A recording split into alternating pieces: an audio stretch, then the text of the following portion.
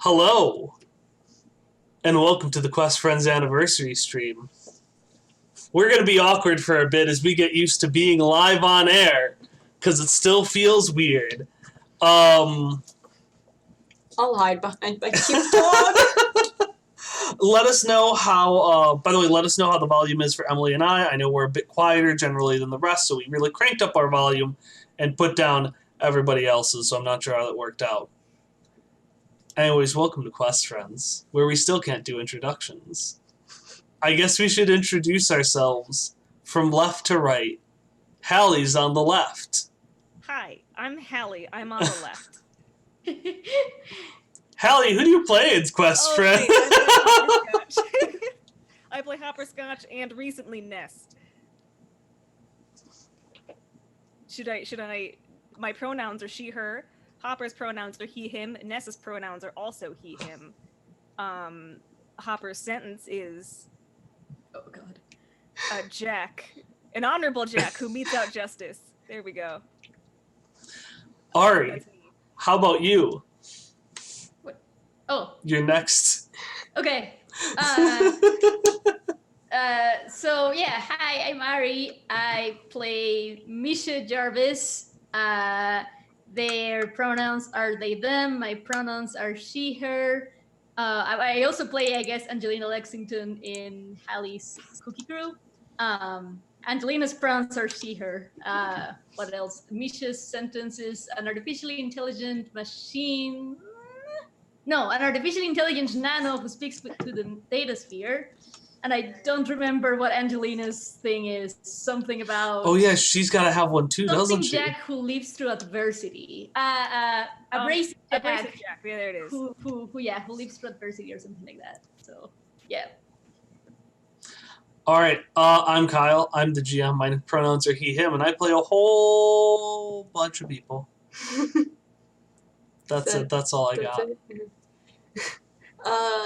I'm Emily. I play Ellie Badge. My pronouns are she, her. Her pronouns are she, her. I also play Eeg in Cookie Crew. Eeg. And their pronouns are she, her, and they, them. Ellie's character sentence is a perceptive glaive who fuses flesh and steel. Oh my gosh, fuses flesh and steel. Oh, And- right, yeah. And What- do I have to do eggs too? No, that's fine. Okay. What I love is that I had. I'll do it. Fire. I wasn't even going to make you do that. I just want us to introduce ourselves and who we played. This is I'm all sorry, Hallie's I doing. I panicked. You kept looking at me. Hallie. When I look at everyone. That's how it works. No, but you kept looking at me. Stop talking. Anyways, how about you, Tom? My name is Tom. Hello, everyone. I play Shock on Quest Friends. Both my pronouns and his are he, him, and Shock is a Bosnian nano who talks to machines. And that's it. I'm not a part of the Cookie Crew. I just edited some of it. Okay, and then who is this, Emily? This is Charlie. He is a abrasive dog who Choose toys. Who pouts. pouts a lot He's and rage pees on our floor. that's what he do. That's what you do. Anyways, I'm gonna put him down. He's so hot. All of his fur. He's just gonna go back on the bed. Anyways, thanks for the happy anniversary, Mighty Muller. So yeah, this is our anniversary, our second anniversary. We're on our way to the Terrible Twos. And this year we're going to do the same thing we did last year, which is we're going to run a little Q&A session. So we're probably going to hang out for about 45 minutes answering questions. Then probably take a short break, answer some more questions, and then we'll probably just play a game together, and you can all hang out while we do that if you want. It's going to be Gang Beasts, which if you haven't played it, look it up, because it's a very Very fun time. If you want to submit questions, feel free to submit questions in the chat itself. I actually, at a couple of points, might ask questions of the listeners from the chat. And then also, we have an official form that I've been using to compile things. And yeah, I'll do that. All right, first question is from Jellyfish. New question, can someone put my Wi-Fi out of its misery? It is chugging. Hallie, you have first-hand experience with this. What advice could you give? Every time you put it out of its misery, it just comes back more miserable than before. So no, I can't help you. No one can help you. We will occasionally have segments where Hallie will just freeze. Yeah. There will And be the thing two is- Hallies sometimes. that What? happens. There will be two Hallies. There'll sometimes be two Hallies. Oh, yeah. And the thing is, when Hallie's not talking, sometimes she'll be very still. So there'll be a moment where we're just sitting there. We can't tell. And we can't tell. And most of the time, the Wi-Fi hasn't cut out when we can't tell. No, that Sometimes I'll be like, did we lose Hallie? And suddenly she moves, and it's... you're wrong 100% of the time, even though those occurrences are 50-50. The It's- problem is that I steal my internet from my parents. So they don't let me do that. Anyway, so I'm going to steal our questions from the forum. I am just mostly going to go in the order of what we have here.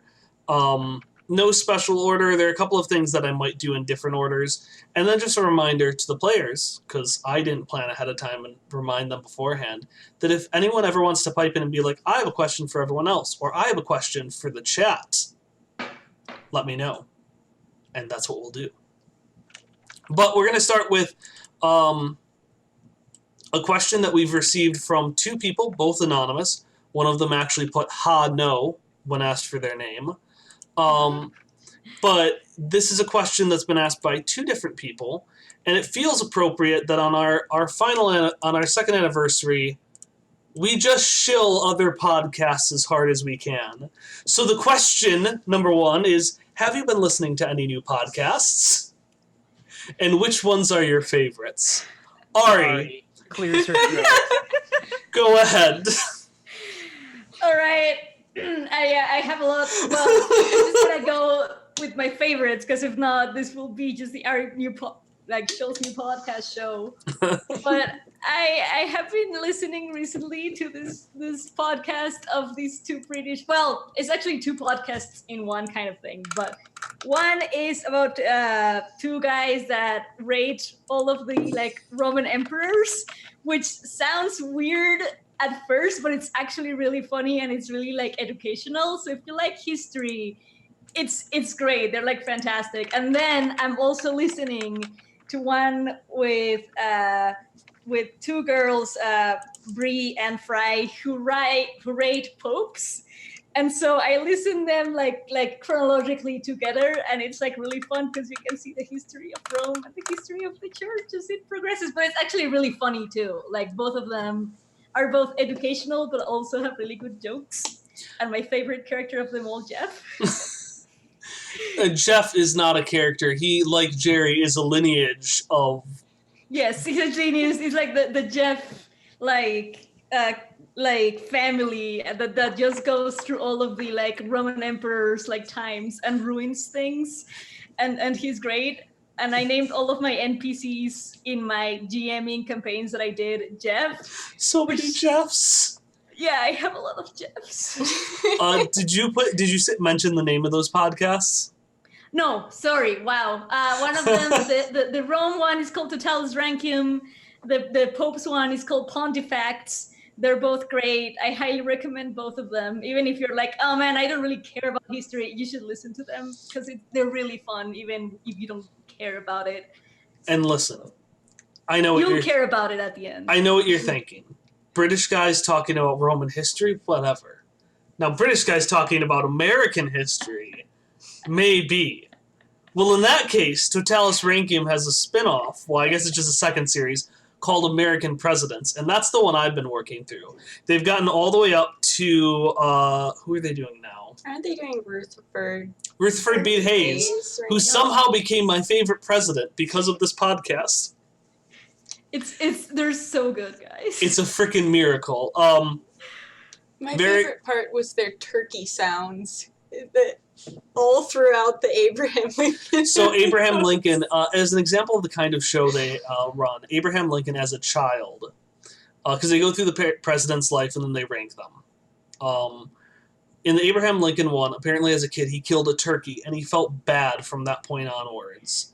So they had a recurring gag that there was just a gaggle of turkeys that was always stalking him, ready to pounce at any time. They weren't the ones who murdered him. They still went with the historically accurate truth of him getting shot by some guy. But yes, turkeys. I still would like to believe that Booth was actually a bunch of turkeys in a trench coat. It's Like, an- nobody has not proven that. I was gonna So- say, do we know turkeys aren't historical? But yeah, they also in the Rome one, oh sorry, they had one of like the same but with a horse, like a guy that mistreated a horse once, and then throughout the whole history of this emperor, I forget who he was, the horse was just like stalking the emperor throughout his lifetime, like trying to get its revenge. It might have been a conch horse. So the shooter wasn't a... All right, Kent M. My said... favorite. So the Yeah. shooter wasn't just a turkey that trained its whole life just to get revenge on Lincoln. Damn. Darn. Listen, Kent. And It then wasn't a turkey. It was many turkeys. If there's one that I could pitch for you to start listening, at least in the Roman one, Didius Julianus's episode is forever gonna be my favorite because it's just this guy who bought the Roman Empire at an auction and then spent the rest of his life running away from the actual like wannabe emperor with an army just coming to towards him. Listen, And Ar- it's so Ar- sad. I love him. Ari oversells it. By the rest of his life, she means less than a week. In less than a week, and he tried doing a lot of things, including sending elephants to squish Severus's army. They weren't even war elephants. They were just elephants. Just wanted to train elephants to go and squish his army. It did not work. All right, so those are Ari and mine. Does anyone else have any podcast recommendations? I've been listening to This Podcast Will Kill You. What is this podcast will kill you, Emily? It looks at the history, the epidemiology, and the current status today. A couple different things about different diseases. I started listening to Sawbones because I have a weird fascination with Someone's is diseases. so good. Yeah, Sawbones is another one. But I started listening to This Podcast Will Kill You, and it's really neat, and they make it really interesting while still giving facts in a way that are accessible to people who are not epidemiologists. And then there was In Defense of Plants. It's just Yeah. about plants. You listen to a plant podcast? Maybe I've I literally, might miss it. Plant cats. I've literally never heard about this until today. Okay, I've maybe listened to multiple plant podcasts. I do it in dark rooms when you're not home. Oh my god. Because this is how you would react. In dark Do room. they, what about plants do they talk about? Okay, so they talk about, like, there's one that's, like, advice on how to take care of different plants, whether it be outside in the garden or different house plants. There's one about, I think they're called kokodamas. They're moss balls that you have soil, like bonsai soil, and then it's wrapped in moss and then wrapped in twine, and in the center of that is the roots of the plants, and then they grow. And I have a bunch of those from a long time ago that I made. But, and then, different uses for plants, of course. Like,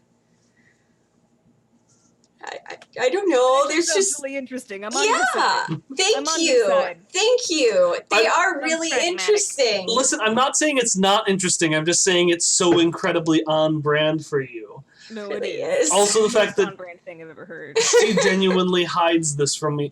The other day, I came home and I heard like some man speaking on the TV, and I came in and Emily just picked up her controller and went like this and turned it off. And I'm like, "What were you watching?" And it was just Say Yes to the Dress, which I've Okay, watched. I have But watched you that before. tease me when I watch that. You tease me. It's my mom and sister watched it when I was a kid. Why do you tease me then? It's It was fine. yeah, it's fun. Anyways, any other podcasts? Ari, you got one more you want to get out of your fucking massive list? I mean, I would spend all day. I mean, I like Sawbones, all right? I love Sawbones, so that's another one that I would totally recommend. I have a couple. All right, hit me, Hallie. All right, I like Greater Boston a lot. I'm in no way caught up. I, in fact, just started it, but I like what I've listened to, which is approximately 3 episodes. I like Lore a lot. That podcast doesn't really need shilling, but it's a thing that I like. And then, can I shill out my new podcast? Is that okay? Yeah, does it have social media yet? No, it does not. I'm in a new podcast that my friend David started. It's called Catching Up David. That's because David needs to be caught up on literally everything from the past, 20 years. He just never got onto the pop culture train, so much so that he doesn't know, anything about Harry Potter or, Marvel, the big things, but also some of the smaller pop culture things. For context, we just watched National Treasure, and he was only 50% sure Nicolas Cage was in that movie. That's the level we're talking about I here. think this might have a man. I hear he's an Academy Award-winning actor, some Nicolas Cage. Sometimes we're like, yeah, this actor was in this other movie we watched, and he's like, but he had a different haircut. And we're like, yeah. Yeah, it's kind of a hard time recognizing people if they change anything about them. So Just a single thing. single thing. So anyway, we watch a movie that he hasn't seen that's part of the pop culture canon. He asked me and the other person in the podcast, who is my real life nemesis. Her name is Kristen. We made a list of what we consider the pop culture canon, and then we choose a different one from that list. And he's really smart. He went to grad school, and then we apply kind of an analysis to that. It's more interesting than it sounds. I've listened to 2 episodes. They're just not up yet. So in the future, just look out for Catching Up David if that's what you're into. Yeah, no, it sounds super neat. I'm really excited. It sounds very similar to the idea that we had for 150 plus hours. Jesus Christ. One of our listeners has listened to 150 hours of podcasts in a year. I do them while traveling, so I'll get really into it. I guess I maybe have listened to a comparable amount, but that's still a lot. That's really I've impressive. played 160 hours of Fire Emblem Three Houses in the last month and a half. That doesn't feel Do like do do do do do do do.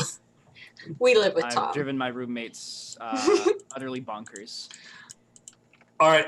Yes, but that sounds very fun. For anyone who's around, Are we frozen on there? no, I paused it. Oh, For anyone who's, or are we frozen? I don't know. Can people see us? Are we moving? Moving We on. seem to be on. Okay. Okay. I think my Chromebook is just acting up. Anyways, for anyone who's around last Christmas when Hallie and I did Hallmarked, it sounds a lot like Hallmarked, except the gimmick where the person does serious analysis works because it's someone who does serious analysis and not me. He's really good at it. We watched Frozen, and he was like, "Everybody seems so lonely in this movie. Let's analyze everybody's loneliness." And I was like, "Oh, I guess you're right. Everybody does have an I'm lonely backstory." It's. I have fun watching the movies and talking about them with him, and making fun of him because he doesn't know anything.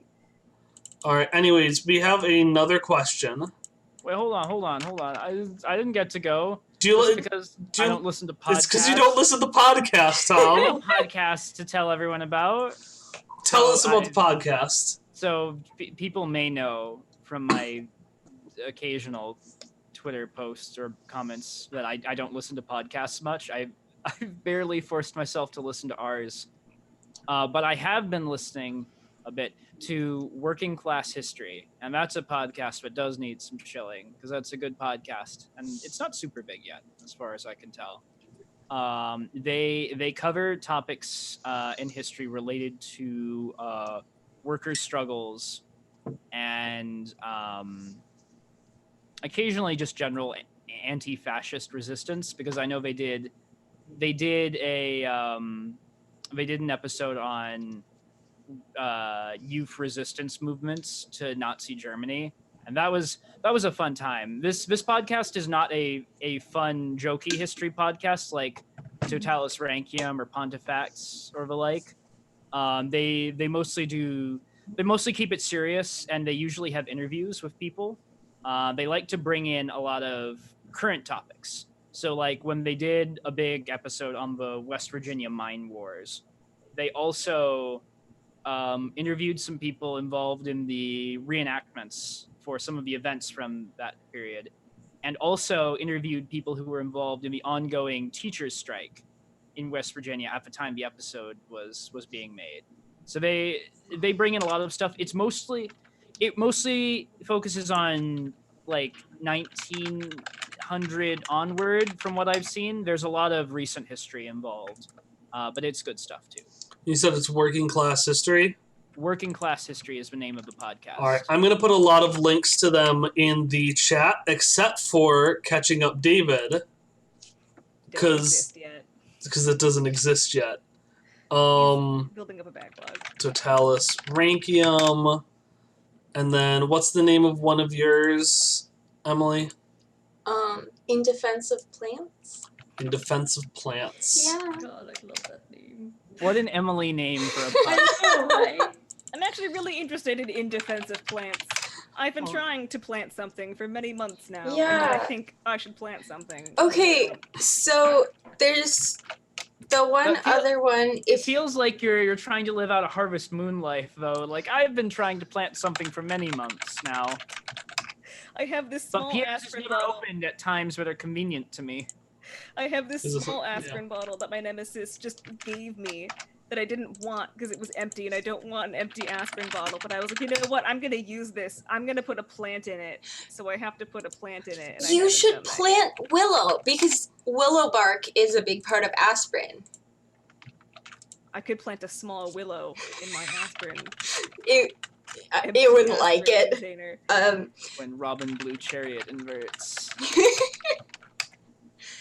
We've been watching Good Omens Yeah. in the apartment. But no, if you want indoor planting advice, you can also listen to On the Ledge.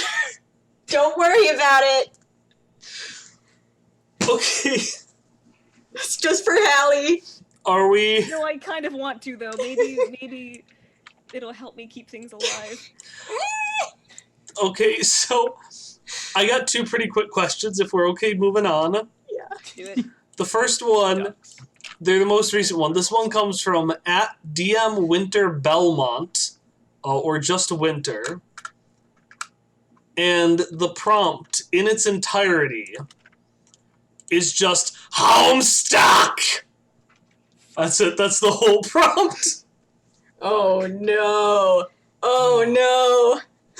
Oh Oh, well, let me tell you Oh, about Homestuck. Actually, here's a confession we have to make.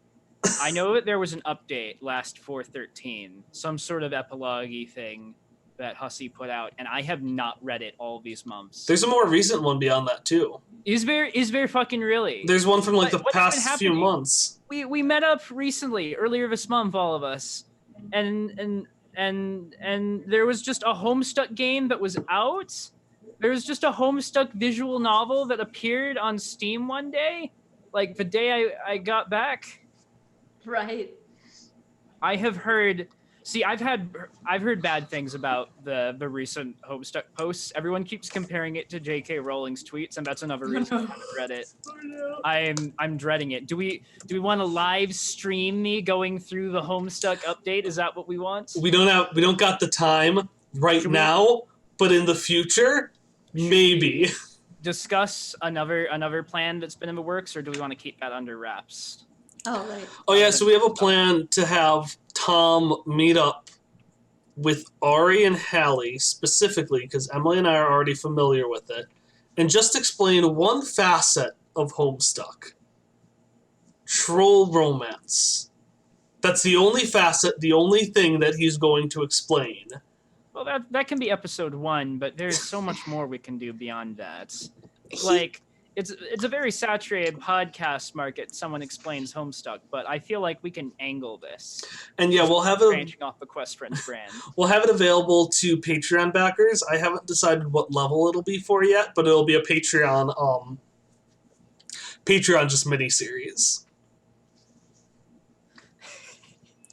But yes, so and Ari and Hallie have already agreed to this. It might not be anytime soon, it'll be just whenever they're available.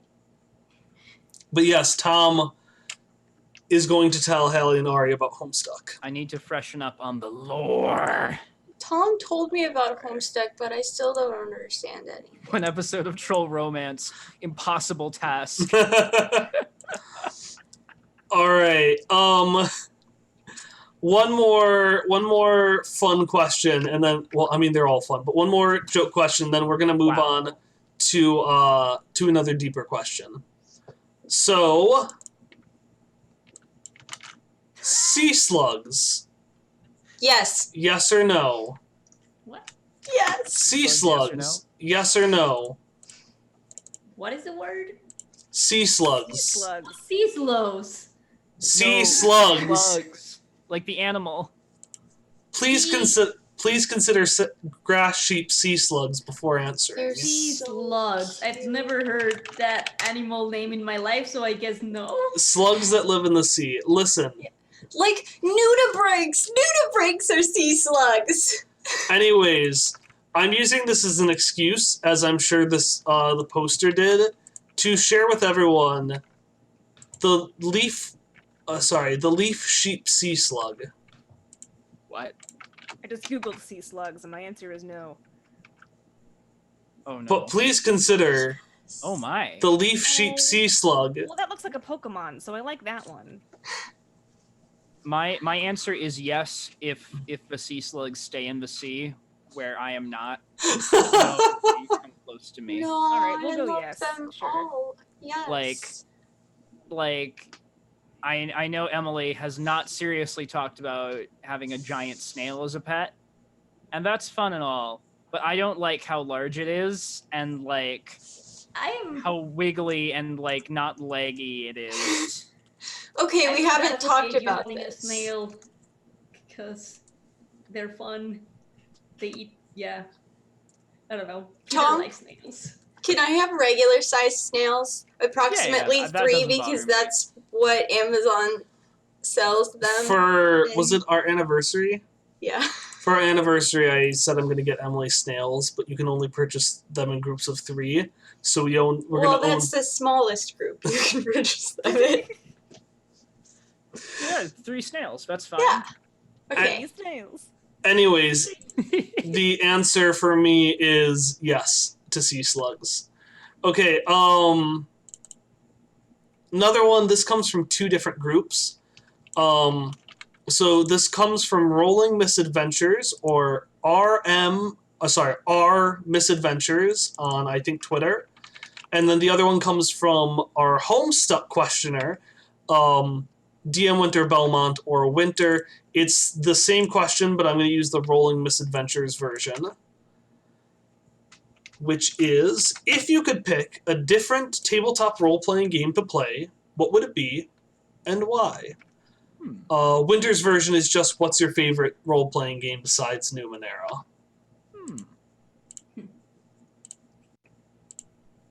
That's an intriguing question.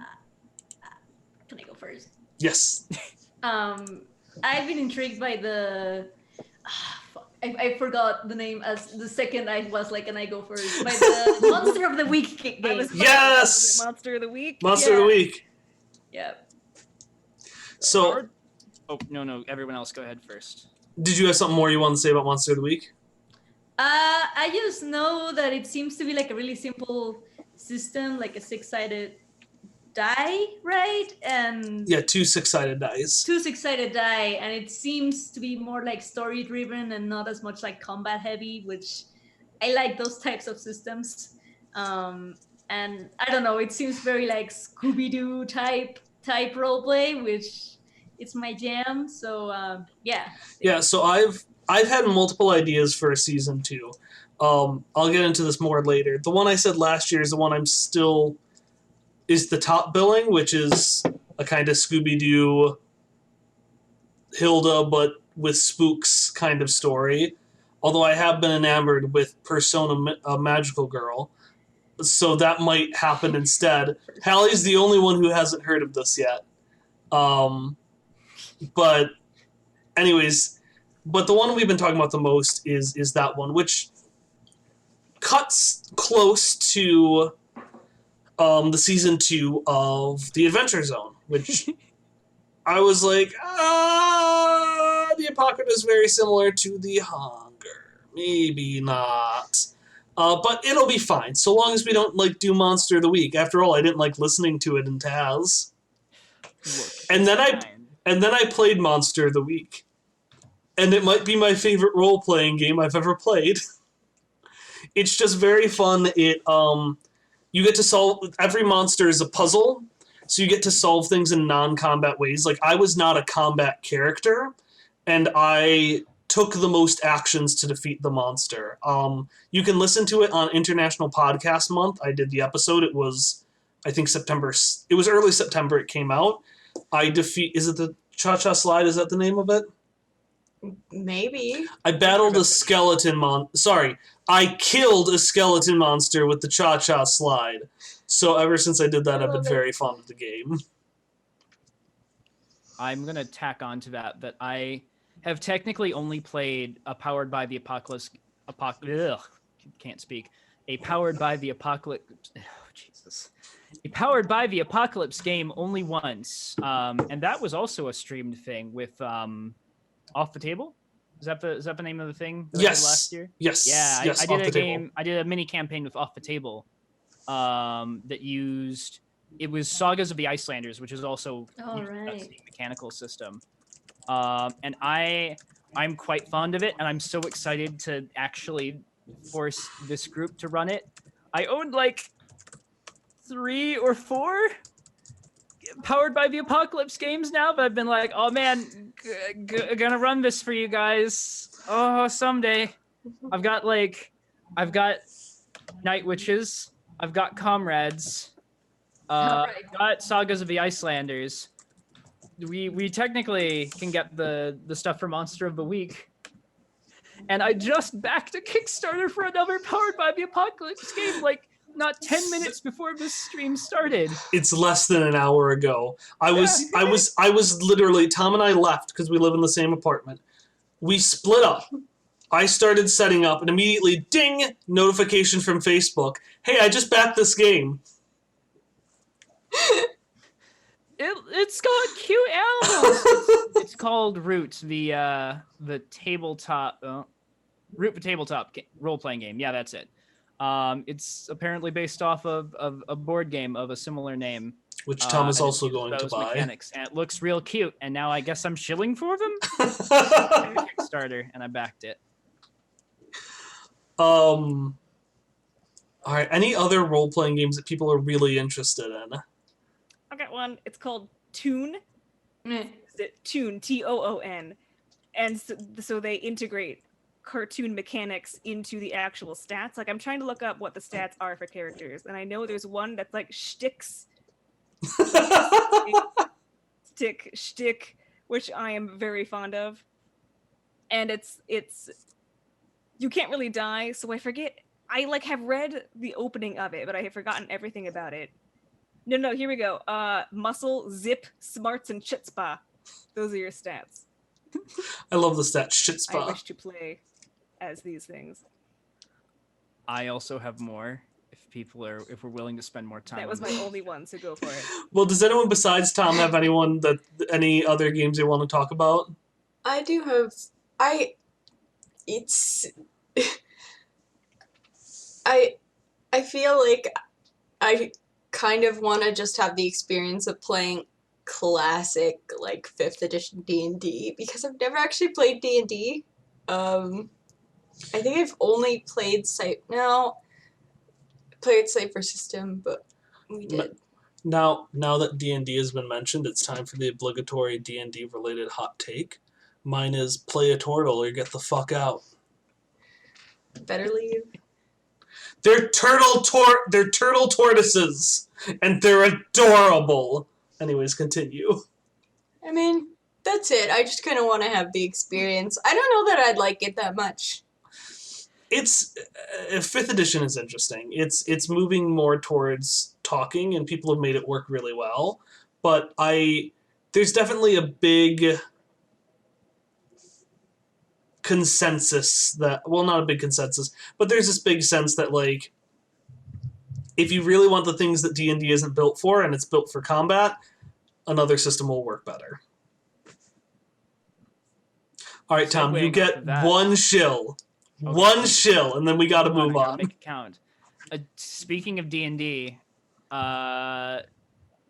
if there was anything else I'd like to be playing, it would probably be my favorite D&D system, which is 13th Age, which this may make no sense to people unfamiliar with the D&D editions, but it plays similar to 4th edition in that it's very tactical and gamey in the combat, and most of the character abilities are combat related, but then it has really fun and flexible mechanics for out of combat. Like, instead of having set skills, you just get points to make up your own backgrounds that you would use for skill checks, and like be like, oh, I worked as a bartender here, and this gives me skills that I can sometimes apply to things. And that's basically all I've ever wanted from skills and backgrounds in a D&D style game.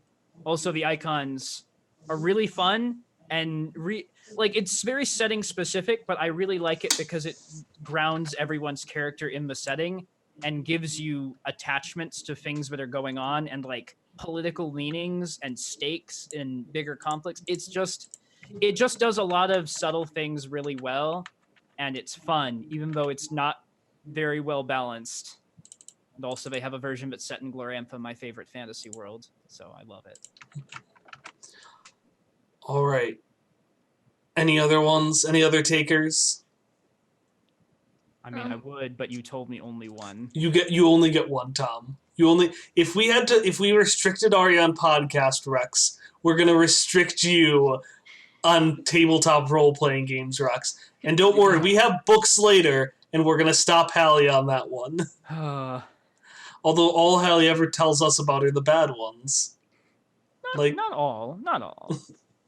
Explicitly is my fault. Anyways, Ari, did you say you had another one you wanted?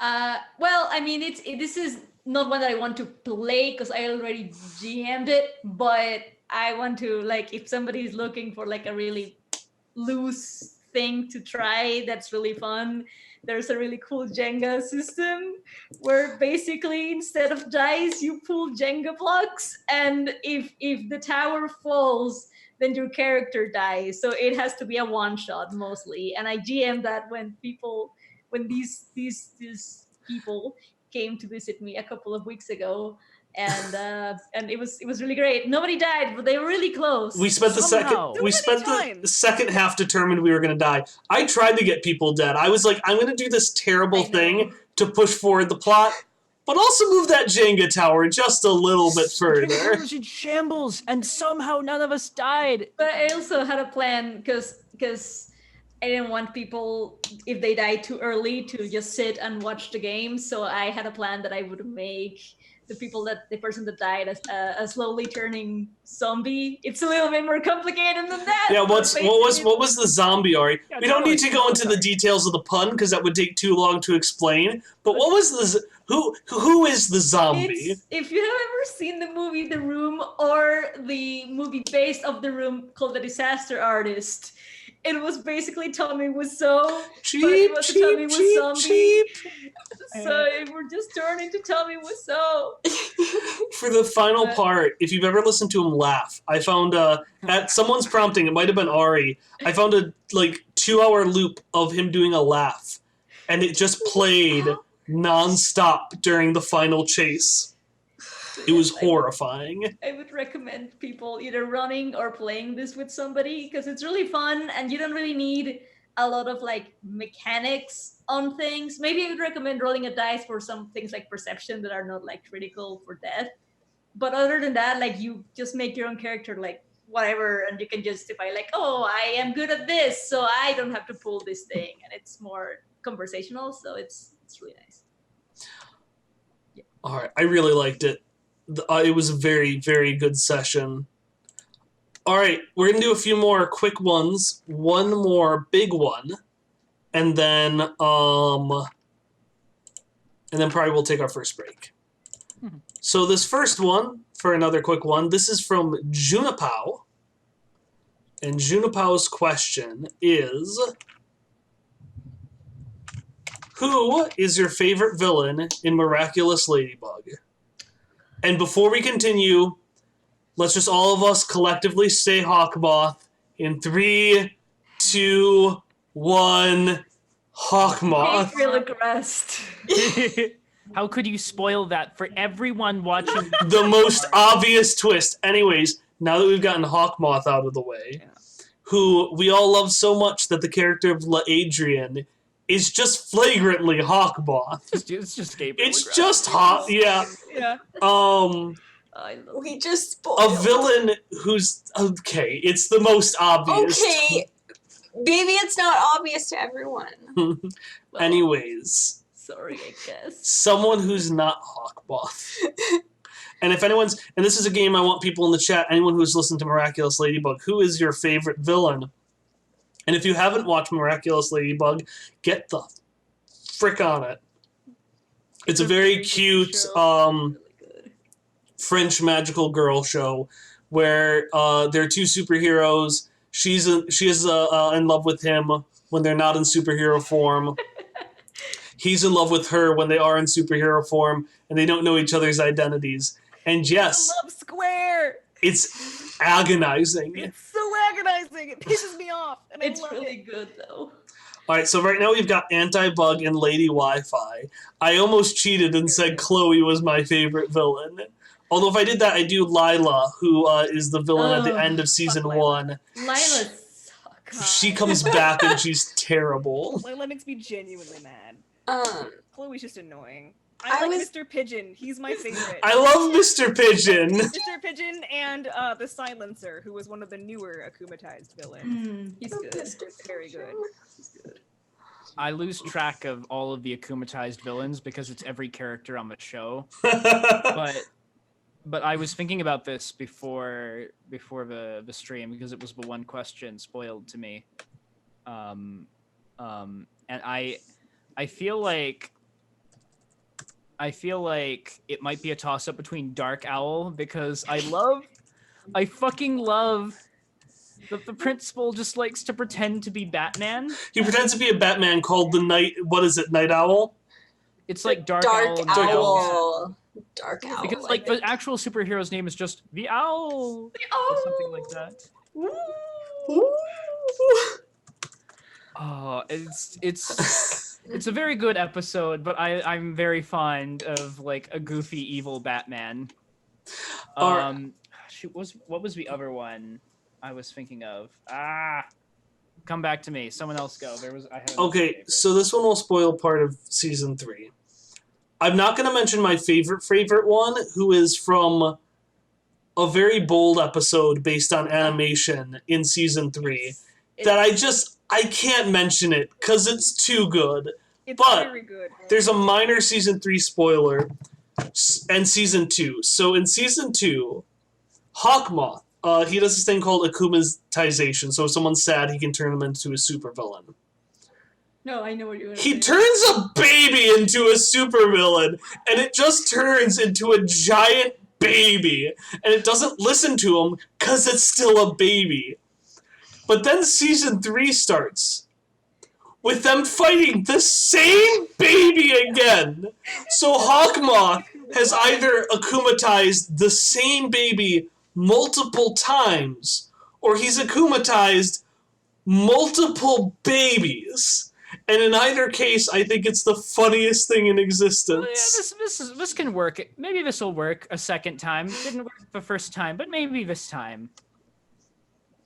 Anyways, that's mine. It's just a baby, a literal giant baby. So good. I like Mr. Pigeon, but I also like Anti-Bug because, like, wait, I shouldn't spoil. Anti-Bug is first season. Yeah. Yeah, it's first season. Yeah. It's fine. And like everybody turns into a villain. She's like using the lucky charm, and instead of like a dish rag or a drum or a fork, she pulls out this giant like spiked red and black scythe and just like starts swinging it. Which one is this? Anti-Bug, Oh yeah. and that's why I like it. Also, one is literally just a dead pharaoh. One is Oh, right, literally yeah. just a dead pharaoh. That was so weird. Yeah. Anyways, have we all got? Ari, did you say yours? No, I haven't because it's so hard because I like all of them and I feel like there's some that I'm missing that I also really like.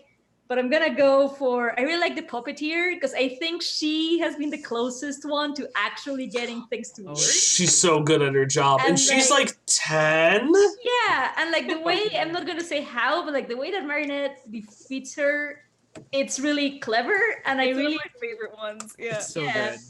So I think I'm gonna go for her. Oh yeah, and then another one. I remember like the first season I watched it while I was doing something else at the moment, but I binge watched it and I had it just in the background. And I remember the one that like spoke to me of that whole season was this like knight akumatized guy who's like Darjancourt. I don't know. I like that was the moment when I was like, this show. I'm That's like such a I fun fell in love with episode. that show in that episode. So I have This- a fond. It's a uniquely infuriating cartoon. This angry man who just wanted to be elected mayor because his ancestors used to be lords of Paris. So good. His movements are just really funny, and that's yeah. I remembered one of my other favorites was, I forget the name, but Max's robot companion gets akumatized in season 1. Oh yeah. It's delightful because at one point he starts to disregard what Hawkmoth is saying, and Hawkmoth's like, "Oh boy, I'm gonna take away your powers if you mess with me." He's like, "Okay, cool. I'm going to kill you and turn your lair against you," and he just hacks all of Hawkmoth's machines and turns them against him. And Hawkmoth must fight for his life. Just any episode that like annoys Hawkmoth and where things don't go to plan is the best like thing. It's very I good. love it. All right, I'm going to do 2 other quick ones, and then we'll take our first break. So this one is the one that I kept secret from everybody. Quick! What's the last podcast episode that you listened to, and what was it about? Quest Friends episode 41 today in the car on the way to my vehicle emissions test. That's 4 episodes ago! I know. I know. Question. Does it have to be a podcast episode that I listen to completion? No. I'm trying to remember which one I ended on the other Anyways, I'm currently listening to Podquisition. I'm so sorry, Dad, because I'm just reading this title. Podquisition 249, All Night Ass Douche. It's a gaming podcast. It's very good. They're talking about Borderlands 3, which has some immature, not immature, but it basically some jokes that are just like, let's pull a bunch of gross out words together. And yeah, they ended on that. Not to say that this show doesn't have ever have good titles. Like, I'm sorry for the children in the audience. No. What are you? I'm just gonna pull up some of the more recent episode titles. Fap Titans, Norman Petus, Flappy Bird Cat. I'm gonna stop. Why did you do that? Why was that an idea that you had? Is this why you listen to it in the car when I'm not there? It's a good podcast. It's very fun. Anyway, the last podcast that I listened to was Pontifact's episode 3. Because I started to listen to their intro episode, and then I realized there were no popes in this episode. And was, No, that's just these two are cool, and I'm interested to hear about their stuff, but I would like to go to popes now. And then I skipped to episode 3, Peter, and I listened to a good half hour of biblical shenanigans before my lunch break ended. It's good. It's a good episode. It's a good podcast. I guess mine. I think the most recent one. It was Sawbones on burned skin, and all of those nice things, and how people in the medieval period treated it. It's not good. Not good times. That was it. I was listening to the leprosy episode of This Podcast Will Kill You. Don't worry about it. So yeah, we're all disasters, except for Tom, who just listened to a good wholesome episode. It's educational. Anyway, Leprosy comes from armadillos. Well, it's just was about burnt skin. anyways, so we're about halfway through the Q&A portion of the stream. What we're gonna do is we're gonna take about, I'm gonna say probably 5-10 minutes. Get some water. I'll hang out in the chat still a little bit. Then we'll come back, answer some more questions. We'll take another 5 to 10 minute break, and then we're gonna play Game Beast for a little bit, which is a really fun game. It's just baby. What? No. No. So we'll do that, but before we go, I want everyone to know so they can come back after the break. The question we'll have after the break is, Oh shit. which characters do the players ship?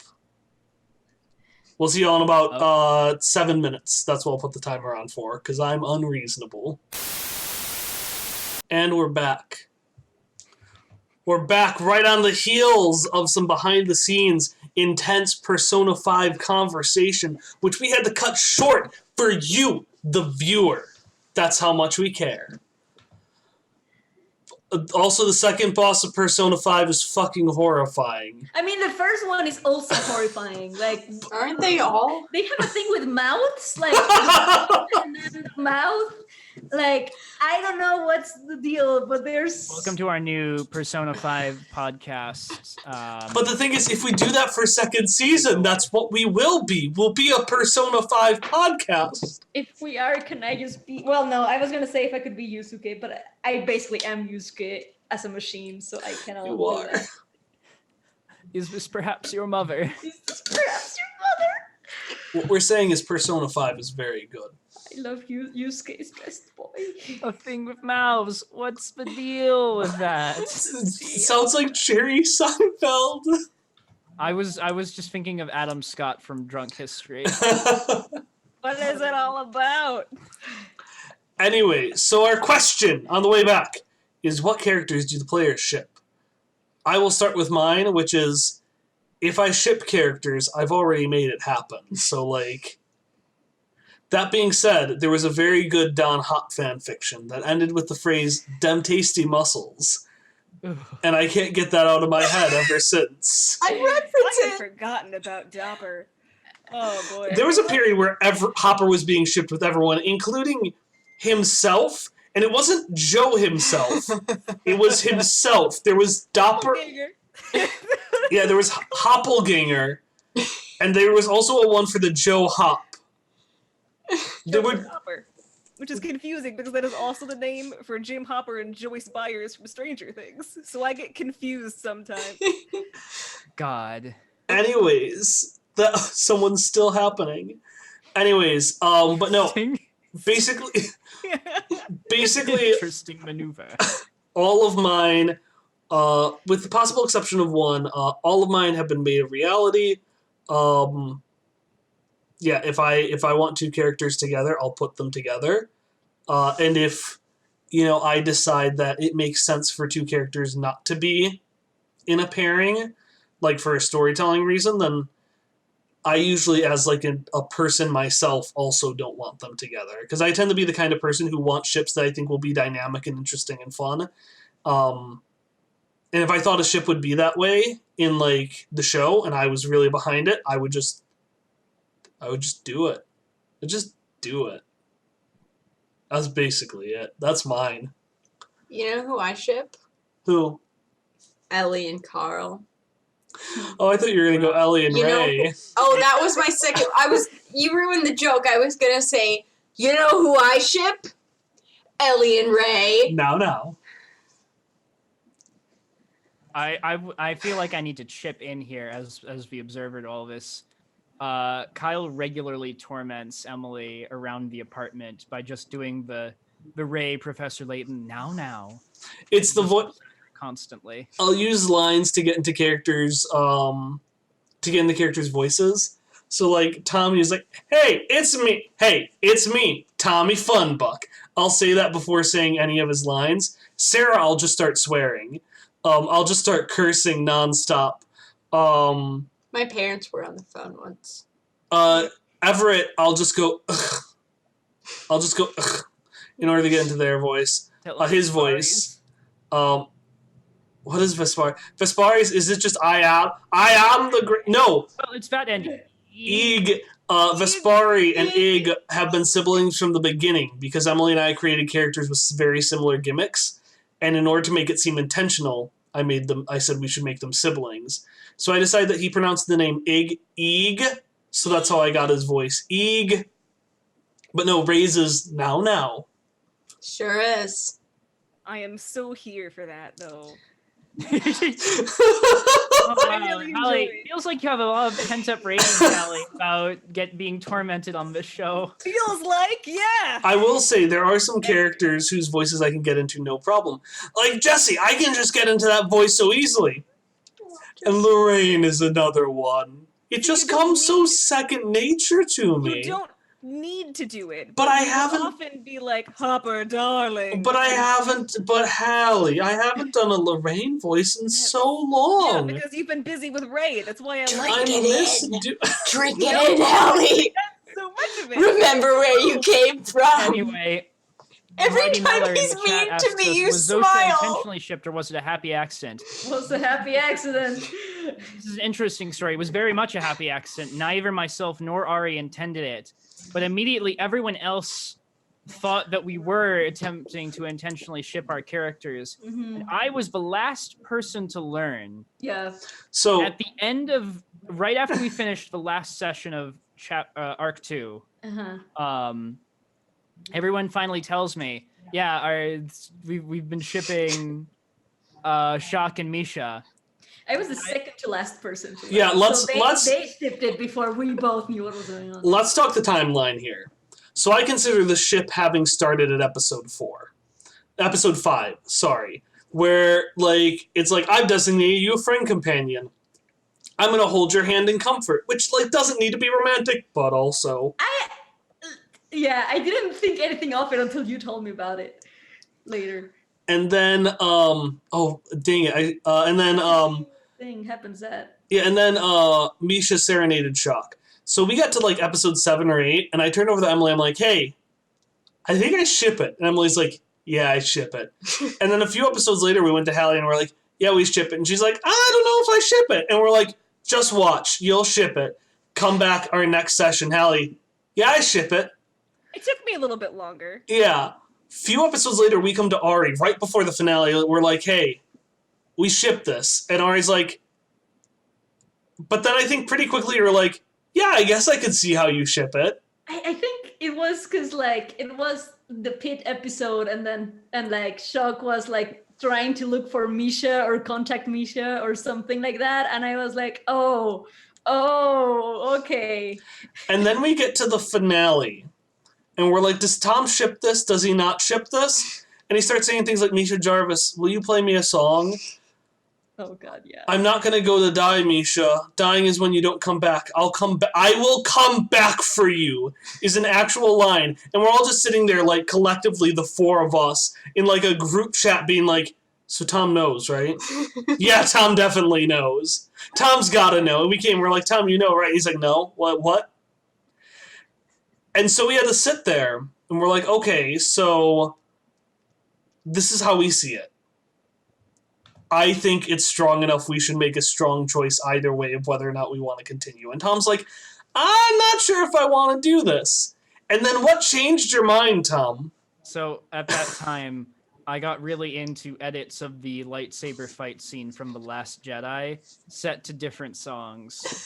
The first seminal piece in this series is, of course, the fight scene set to the Immigrant Song by Led Zeppelin. But there are many variations of this glorious, glorious meme. And one of my personal favorites is one set to Africa by Toto. And I don't remember how it came to me in this moment, but I just started imagining like a scene later in Quest Friends where Misha and Shock got to fight back to back. Africa by Toto. And I was like, oh, fuck, I guess I ship it now. And there's no going back. This hype train has no brakes. Not from Lightsaber Africa by Toto. Certainly not. Africa. That's the turning Oh, point. we got a question in the chat about how spoilery we will get. All right, questionable measures. We will allude to characters who exist outside of it. So we'll allude to folks like Rey and stuff like that. And we might allude to where they are, like the location they're at and like who they're fighting. But yeah, I'd say let's just not talk about the result of the Lorraine story, because I think that's the main questionable measures is like Yeah, absolutely. what happens with Lorraine, I feel like is the big Yeah. Hallie's very clincher. eager to not talk about this. Yeah, I'm sure. but no, they ship it because of memes, specifically Raylo memes, which I forgot about, and I'm just mad all over again. Like I don't really ship Raylo. I want to make that clear. But yes, FaZe, I do ship it partially because of memes, but partially because I spent enough time thinking about it and agreed with everyone that like, yeah, we've got a good dynamic here. And then Tales from Vastin happened, and it's like, well, I guess we're deep into the ship now.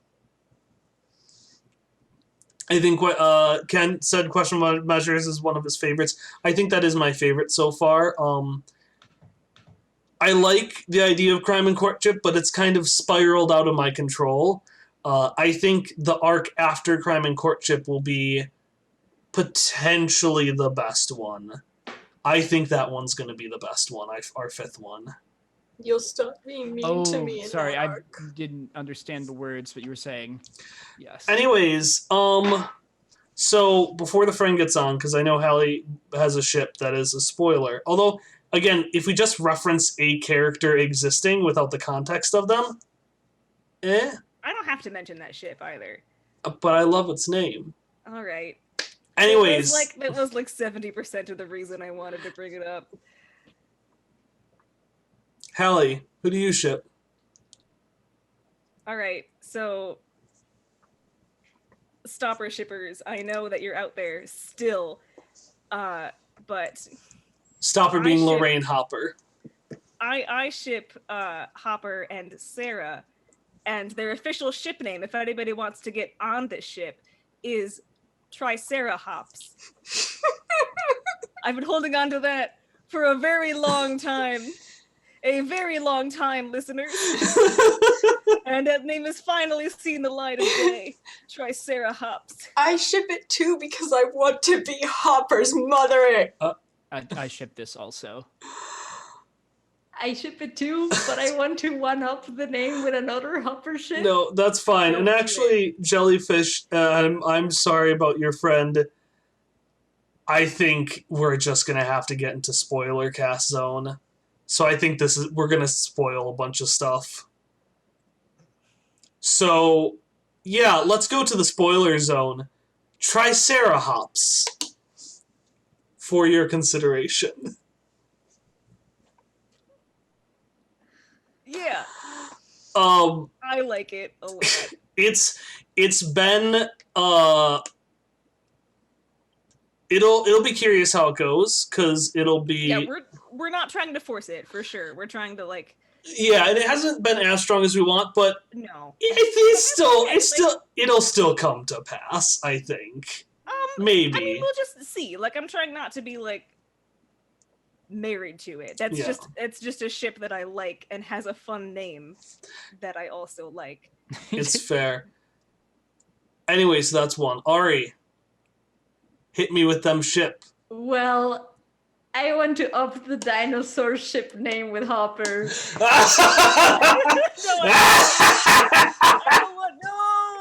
Because yeah, I guess this is semi-spoiler territory, so sorry. But there's like I'm not gonna go into detail, but a situation in which Hopper and Vesperi are like in close spaces, and so I think that Hopper and Vesperi would be a fun ship because then it would be called the Hopsiraptor.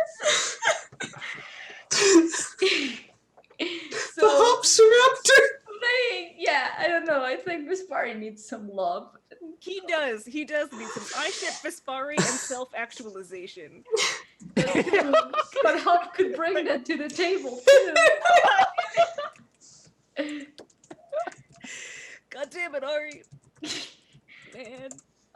Yeah, I don't know. I mean, the other ships are ships that are already happening. So, like, obviously, I ship my boy in shock. So, Mighty Meller yeah, said, like, I mean, I ship all of them, like Jesse and Everett and all of that. There's not a ship that isn't happening that I ship. Mop. Yeah. So, yeah, which while we continue, by the way, Mighty Meller says, I'm a hard Zasha fan, but I could definitely get on with Misha / Hopper too, which no. Hallie said is Mop. And honestly, I'm honestly behind any Hopper ship. I just want him to have love. But yeah, if you have any ships, and I'm talking about genuine or Dopper level ships, please post them in the chat while we continue. Please. We do have one. We do have one person left. Tom, what is your ship of choice? Oh, I mean, didn't I already talk about Zosha?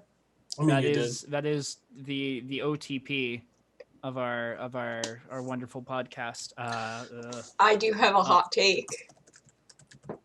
A hot take. Save your hot takes. It's my turn. I have the conch shell. That's a literary reference for all you people out there listening. Copper and Brown. It's Mighty Meller's right. That is the best ship. You know what? We haven't gotten enough love in this conversation yet for Jesse and Everett, and that is a very pure good ship. Ari did mention Jesse and Everett, but it's true. What? No, yeah. I was gonna say something. Deseret is very, very good. No, I said that I also said I shipped it. Yeah. You did. I wanted more love for it. I'm That's sorry. fair. No, it's fine. I'm trying to do a mansplain. I do really like Jesse and Everett. That was Oh. I debated that for a long time, and I'm glad I went forward with it. Also, Mako and Mauve, which are based on a couple that never came to be in an old campaign of Hallie and I were in. That was so great because I just wanted to bother Kyle by flirting with him. And then he begrudgingly came around to it. But not even I ever intended for that to happen. It just did. It was magical. Man. I was Mako. I was the Mako analog, and he was the Mauve analog in that campaign. All right, so quick question before we go. What's the one character you would most want to see go on a date? My votes are Vespari or Ig. Sorry, 100%. Hello, I am the great Vespari. Here, I will pay for the meal. That is the customary. I don't know. Vespari. Like Italian. Anyways, I brought my accordion. I also recently came to the realization that Vespari is just Waluigi. Yeah, I love him even more. I also, Hallie, I like to believe you doing the Vespari voice is Vespari when he's trying to sound formal. It's like his actual voice trying to sound fancy. he wanted to sound fun for Ig and her friends. He wanted to impress them and driver Hannelore. Anyway, Okay, And Friends of Eeg. but And Driver Hannelore. if Vespari went on a date, Eeg would be like behind the potted plant, watching, giving, like, trying to give cues, like. I feel like it works either way though. If Ig was on a I've been date, saying Eeg. Vespari would also be the one behind a plant, like that episode of DuckTales. It'd be great. 10-foot tall Vespari behind Yes, a it's potted plant. hilarious. He can't fit there. He's just like, like doing these comedic charades. No, but I never got to say my hot take. I Say at your one hot take. point wanted to see fan fiction of Shock and Lowell. And the ship Wow. never took off. yeah, I would have liked for that. It's, But that's the same as Zasha. it was a thought in my head. That's a ship that includes Shock that isn't just Misha. Wow. I love Misha and Shock, which is why I don't actually ship. I honestly think that's why anymore. Llewellyn Shock didn't take off. Yeah, it didn't go anywhere for me because it was Good. so sharp. But Alright, so here's another one. I'm going to answer first with every single list that I have. And then I'm going to change it to save time. What? So the question, and again, I'll answer the first part. oh no. I'm just going to let this run off the edge of the page. So I want to know every reference you've ever put in your episode, like reference you got from other shows or games or whatever. It's okay if you don't remember too, from both the GM and the players. This is from Baba is Phase. Oh, this is from Baba, who's Baba-is-Phase on Tumblr and Twitter. I made a list over the course of half an hour that includes only 5% of all the references that we've included. But Misha's named for Misha Collins, the actor of Castile, who Misha is based off of. Jarvis is named for Jarvis, not from Marvel, but not from Iron Man, but from the Agent Carter. The lady with Cinnabar lips is named for the fairy with turquoise hair from Pinocchio, also known as the Blue Fairy. Our character, the Blue Fairy, bears no resemblance. Dr. Cygnus Collodi similarly is named for Carlo Lorenzi, or by his pen name, Carlo Collodi, who is the author of The Adventures of Pinocchio. Hopper Scotch dresses like Jim Wyatt. Hopper acts like Ben Wyatt. Simon and Simon is a reference to the character in the sketch The Greatest Event in Television History, who names himself Simon and Simon after the TV show Simon and Simon, which is the focus of the sketch. Dunshire is the Cones of Dunshire from Parks and Rec. Joan Miller is Joan Calamezzo. Mayor Barnaby and Amber are names of two playable characters from the same game in Armello. Cartesian is based off of the Ice Town incident from Parks and Rec. Beatrice Stillwater is a reference to my first ever role-playing character, a halfling rogue who constantly changed his name but kept the initials BS.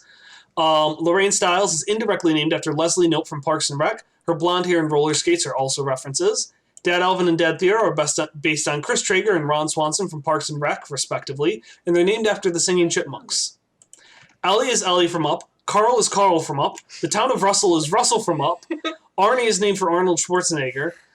Ray's Now is a poor imitation of Professor Layton. Shock does not have a last name, but if he had a last name, it would be Nullbuilt, which would reference what game? Primordia. Which references Primordia. In Turing Town, and again, I got through only a few things. Bill's Pocket Compressor is named for Bill's PC from Pokemon. Apocrita is named after a suborder of insects that does not include spiders. The Heroes of Navarene are all based on former PCs of ours. Aegon is Tom's PC from a former campaign that I always joked would turn evil. He's also named after Aegon Targaryen from Game of Thrones, as Tom's character, Jonos, was named after Game of Thrones. You didn't do that intentionally, though. I know it. I think it was intentional, yeah. You were confused when you learned later that Jonas was a Game of Thrones name and Aegon was a Game of I Thrones. think I was confused later on, but I think I picked it up in the moment. Never mind. Anuki, which is Aegon Zeedrake, is named after Jonas's companion of the same game in that campaign.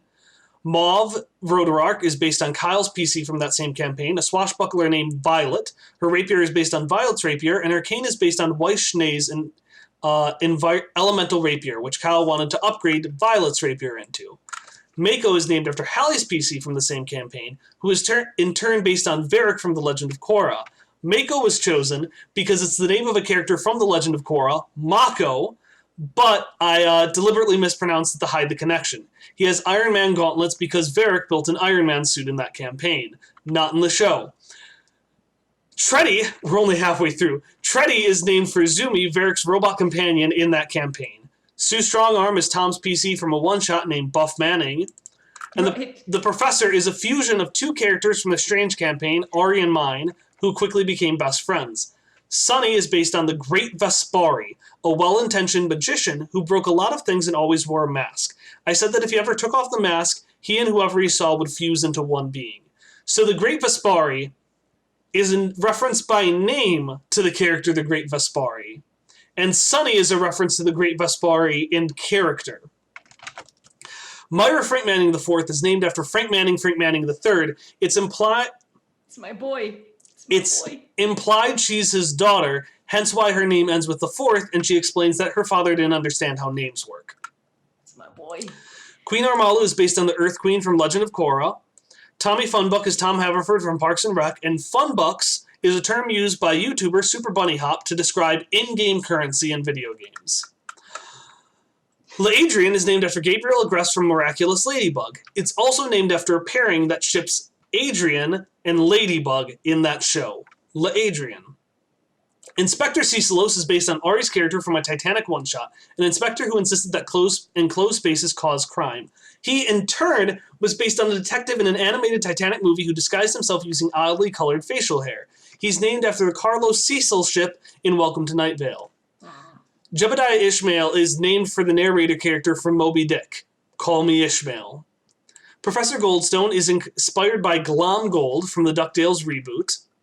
Ness is named for Ness in Earthbound / Smash Brothers, as he's terrible and his voice is the one Hallie makes when saying, "Do you want to fire? Get fire!" Calival is a parody of the musical Hamilton, and the Heartpoint system is based on similar systems in Dating Sim. Anastasia Brackleberry is Hallie's PC from a former Numenera campaign where she reclaimed the throne of Anquin from her evil uncle and cousin. She's named for Anastasia Romanov. And then Zoe, Everett, Viv, and baby Jason are all named after Hallie's nieces and nephews.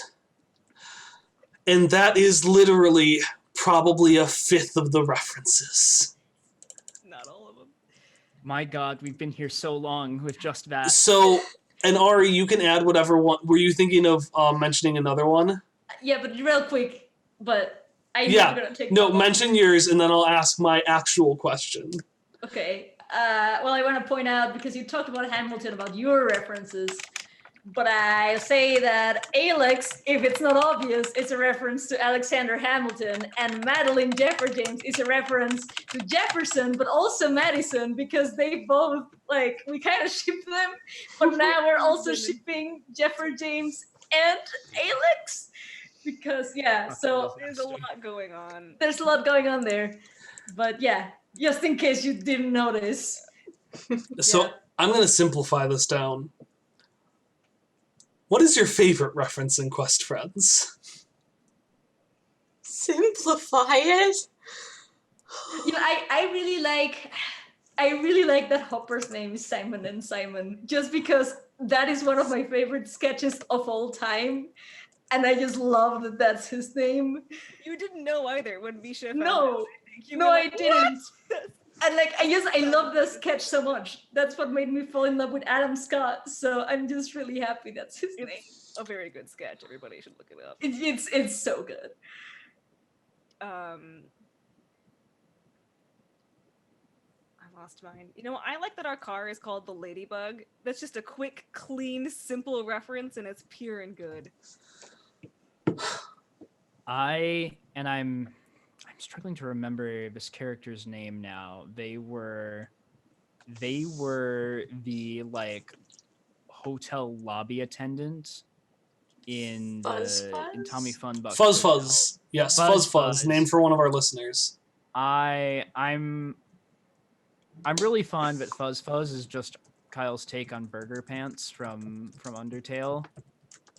Like, not exactly, but there's Burger Pants there.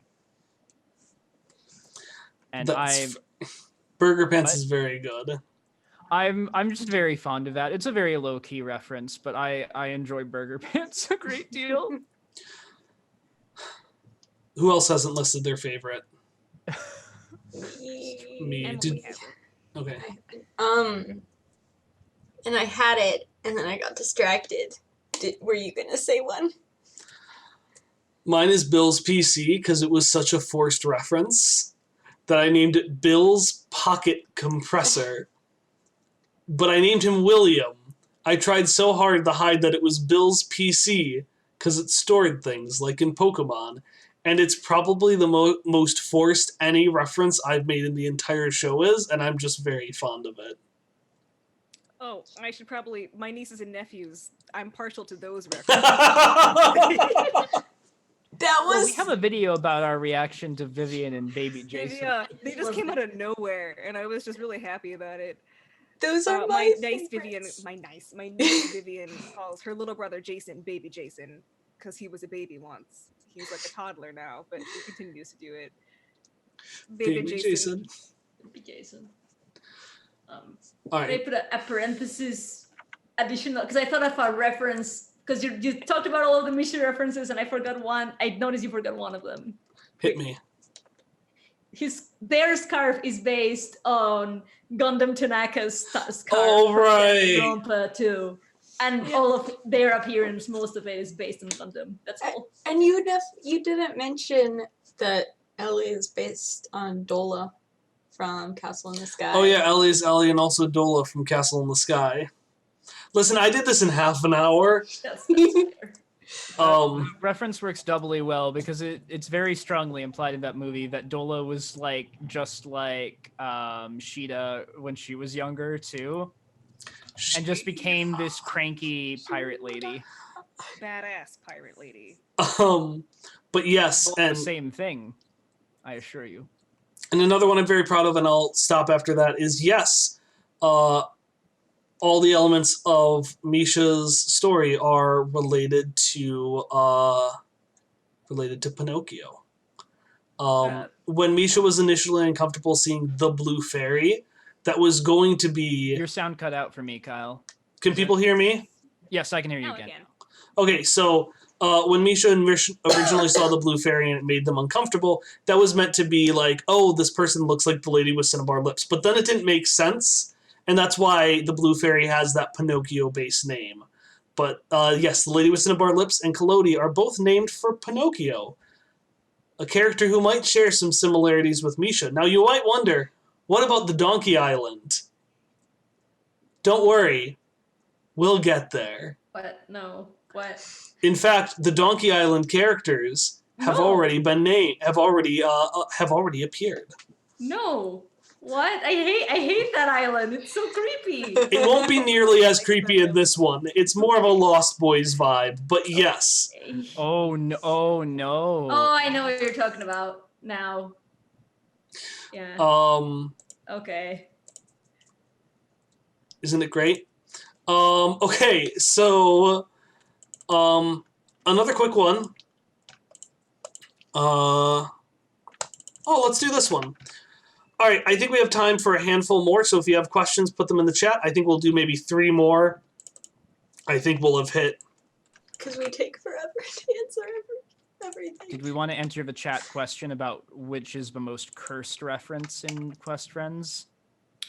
I would have an opinion on that. Ari, what's the most, before we move to the next one, what's the most cursed reference? I really hate the I flex so hard that I lactate thing, which turns out it was a Homestuck reference, and I Okay. hate it with a passion. Yeah, I feel like that might win out for the It wins the whole Calible Yeah. thing. It beats that up. Yeah, that is truly our most cursed accidental reference. It was Possibly rough. because it was accidental, makes it more cursed. That Kyle just thought of that in his own brain, and I had to be like, "Oh no, you've run into some frightening been beaten. similarities." There's another man who had such ideas. All right, so our next question is, how did you decide to use the song that you use for your intro? Did you have other contenders? So, on the terrible podcast I mentioned, Podquisition, he's actually just leaving now, there was one of the hosts, his name is Gavin, or Miracle of Sound. And I really, really like his music, and he has a very generous use policy. He mostly, you just got to give proper credit to the song, and like if it's a video, credit it. And I even emailed him and made sure it was all kosher. So I really liked his music.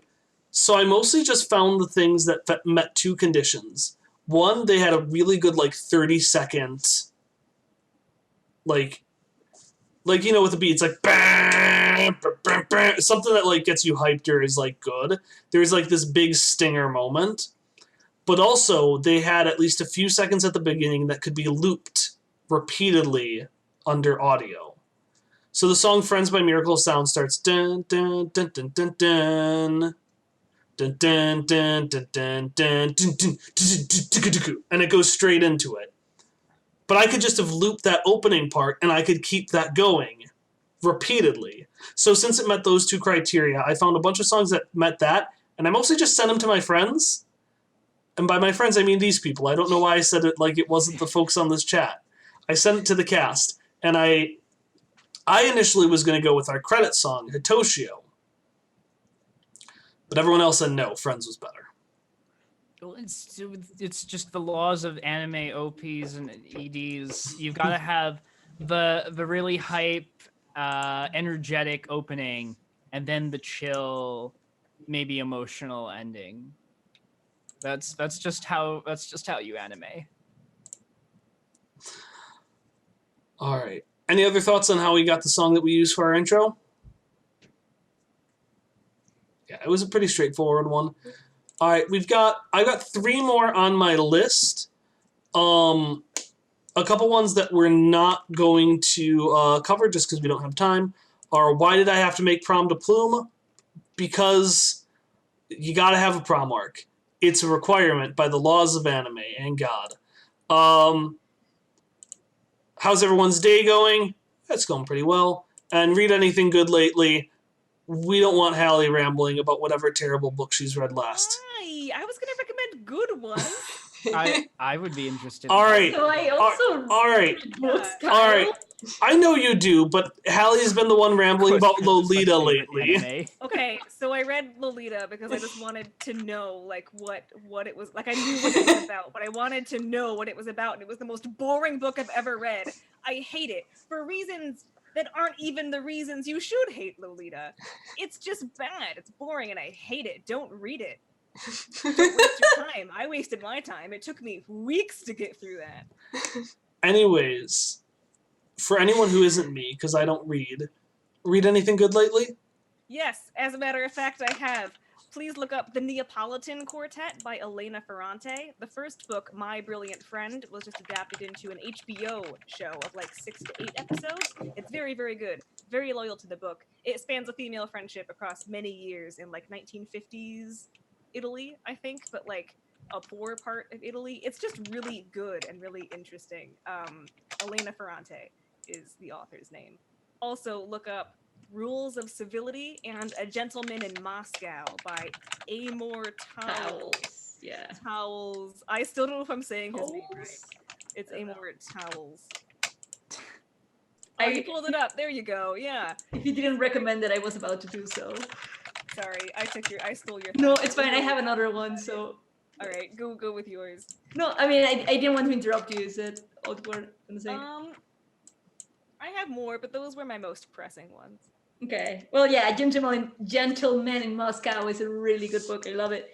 And speaking of spanning multiple periods of time, I am reading a book right now by Ken Follett called, it's a trilogy, so it's called the Century Trilogy, but I'm just starting the first one, which is called A Fall of Giants. And basically the trilogy spans from the beginning of World War One to the fall of the Berlin Wall. So it's pretty much a century, and it spans like different families in like Britain and United States and Russia and Germany, and how they all like live throughout all of these events. And it's historical fiction, but it's so far it's really fun. So I just started the beginning of the war, the First World War, so nothing has happened yet much, but it's still really interesting, and I'm interested to see what happens. So yeah. Emily and And Tom. I have actually been reading a series of murder mystery novels by the author Louise Penny. The series is inconsistently named either Inspector Gamache novels or Three Pines novels, but the first book is Still Life. I think the first book novel's title is Still Life, and these novels are all set in Quebec in the fictional town of Three Pines, and they mostly revolve around the head of homicide in the Surrey de Quebec, Armand Gamache, trying to solve various murder mysteries. And also this woman who lives in Three Pines, Clara, who is an artist who is also caught up in mystery shenanigans. It's very much a Murder, She Wrote, like Miss Marple, Yay. old people murder mystery books. My I mom love it. has read through all of them and just sort of thrust these upon me. She gave me the first book to read, and I was like, oh yeah, that was nice. And then she just brought me a bag, like a grocery bag, filled with the entire rest of the series, and just left that with me. And I've read the first 5 books so far, and it's interesting. I have nitpicks and grapes, but I've been enjoying them quite a bit. Monster. No. What? Oh no, you can go. I'm Oh, gonna grab some. Kyle's sound is cut out again for a moment. I'm not sure what happened. You can do it's stuff. I'm gonna go get but some. only for a little bit. I think you might be switching mics. Oh, no, Let's he's just- talk about more books. I don't know Yes. where he's going, but that's oh, alright. I We can have talk a about other book. books that I've read. I I have like the a Romanov book. sisters. What's a your lot. book? Hey, No, I that's think okay. they can't It hear takes into me. consideration people that are Can they not not hear you? Anastasia, because I don't the think so. spotlight is just on Anastasia, but there were Typically more not. sisters. They're talking. Yeah, They were I pretty- really. Yeah. Go ahead. No, go ahead. Hey, can No, everyone hear? that's all I was gonna say. Like that, they were all really interesting people. Yeah, and it's really nice. I have a soft spot for the Romanovs because I liked the movie Anastasia as a kid, and then I'm the youngest of 4 girls, and there were 4 girls in the Romanov family. There's also a boy; he doesn't matter. really, But it's a really good nonfiction book, the Romanov. yeah, the Romanov sisters. Yeah, Romanov sisters. It's really well written. Like it's nonfiction, but it's really well written, so it doesn't read like dry history books, which is yeah. Like I'm reading another one of that author, and it's drier than the Romanov sisters was. Mhm. Um, I guess for another dry nonfiction, and then other people can recommend. I do really like the actual like Alexander Hamilton book, and I'm blanking on the name of the author, but right now for whatever reason, but it's actually a really well written book that it's not dry or anything, and it's really I don't know, I really liked it, so I can see why Lynn liked it, but my Yeah, the mom name reads will come that back to whole me. thing. yeah. Herself. I read technically two of 3 books in a science fiction fantasy trilogy in the recent months. The books are by the author C.S. Friedman, and I'm struggling to remember the trilogy's name. I'm trying to crane my head over at the books sitting over there on a box. The second one is When True Night Falls, and the third one is Crown of Shadows.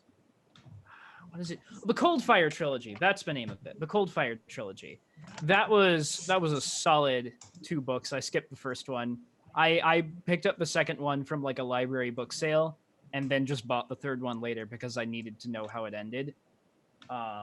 It has its problems, but there's some good times, and there's also, in the second book at least, I think there's a fair bit of queer coding between the two male leads. Like, I feel like the author may not have intended it based on some of the backpedaling in the third book, but there is just a lot of sexual tension between this vampire lord and this human sorcerer dude. I was all here for it. Also, can people hear us? What was that? You were cut out for the first part of that. Can you hear me? Yeah, Yeah. we can. Yeah. Okay, Emily, what was your book? I've been picking up on and off, because I don't read as much as I used to, but I've been reading Monsters of Our Own Making by Marina Warner. It's kind of academic, but it's like all about the history of different like monsters and how they developed through mythology and stuff. She's a really amazing folklorist. I like that. Marina Warner's cool. All right, that's going on my list. Yeah. All right. Open up my Goodreads. And then before we wrap up, we've got the Shill Hour with Kyle. So Oh no. we were gonna do a comic. That was a thing we were gonna do that we aren't doing anymore, just because lots of reasons. But in anticipation of that, and to kind of ease myself back into reading, I have lots of graphic novels that I read. So, Seconds by Brian Lee O'Malley. It's about a girl who realizes that she can go back in time and fix her mistakes. Things go horribly wrong. The Adventure Zone. Eh. It's The Adventure Zone, but now it's a graphic novel. Plume by Caitlin Smith. This is probably one of my favorites. It's a Western. You've got this McCree-looking jackass right here. I'm in the middle of Plume, and I love it. I'm gonna just throw that in there. Plume is very fun. It's a fantasy Western. I really like it. Waffle Fry. Waffle Fry is no longer around. It's been rebooted as Don't Cry Witch Volume 1, which is currently in production after having a successful Kickstarter. Mandy Robertson. This is done by our official artist. She has a whole bunch of books that I own. I grabbed this one because it was the biggest. That was my criteria for choosing which one to grab.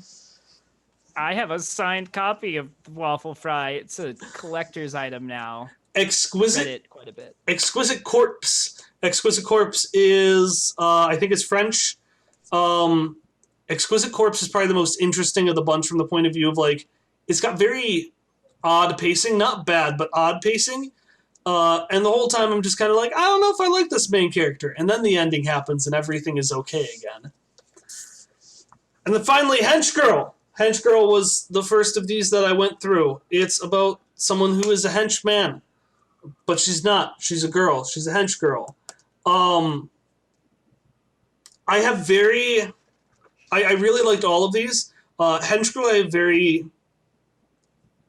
conflicting feelings on. It's not nearly as cute as the cover would imply. It is cute, but it's also very grisly. It's delightful, but it becomes so horrifying. So horrifying.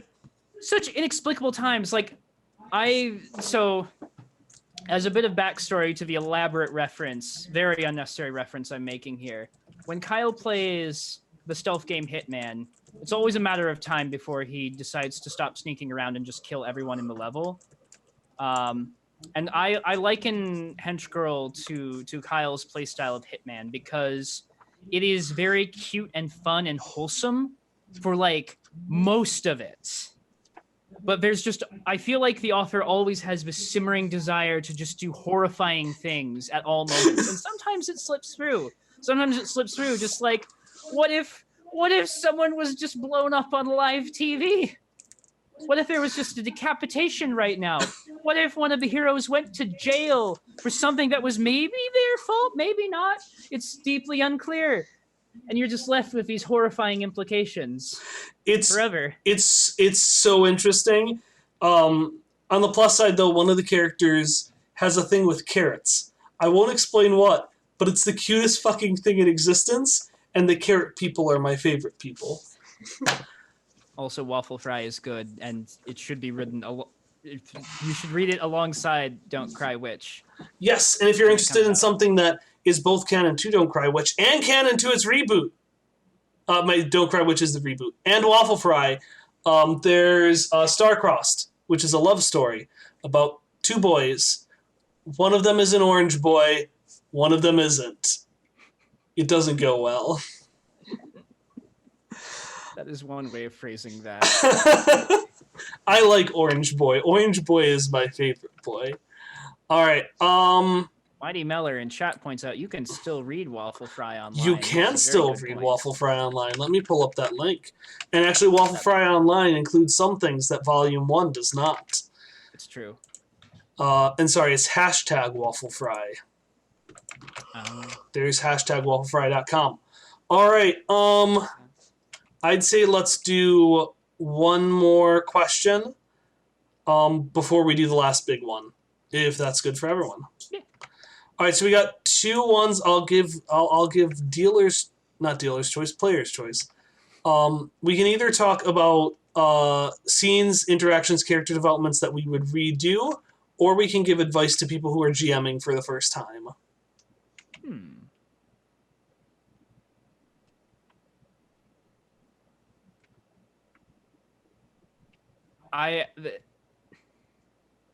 I feel bad because I just had an idea for one of the questions, but I don't want to commit us to that question if people would rather lean the other way. I'm fine either way.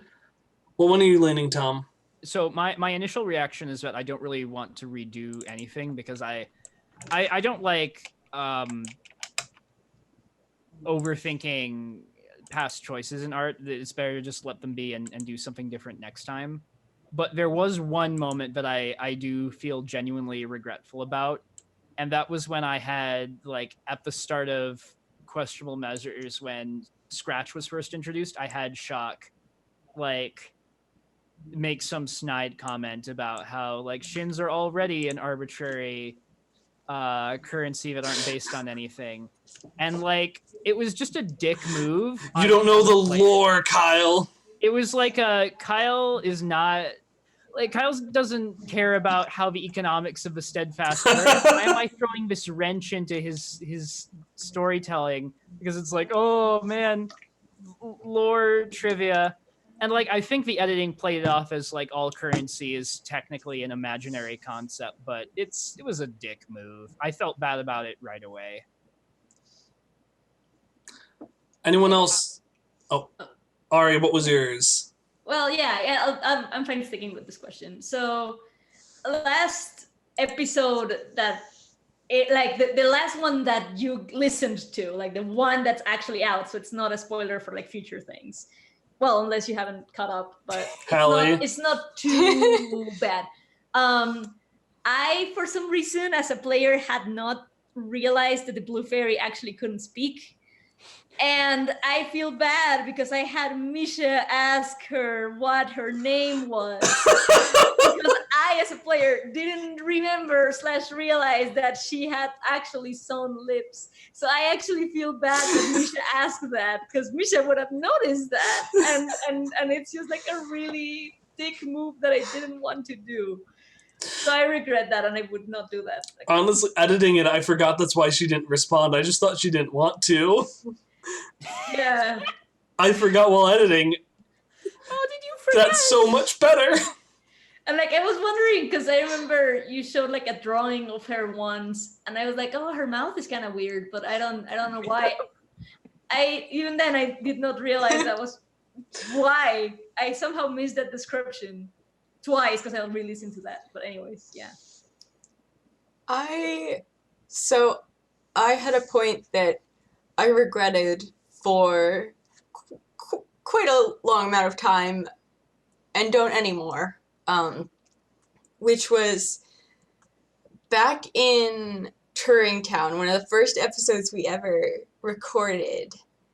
Well, I was just really awkward back then, and I do kind of still feel a little kind of, I don't know, like embarrassed, I guess, that I was so awkward and weird about everything, but I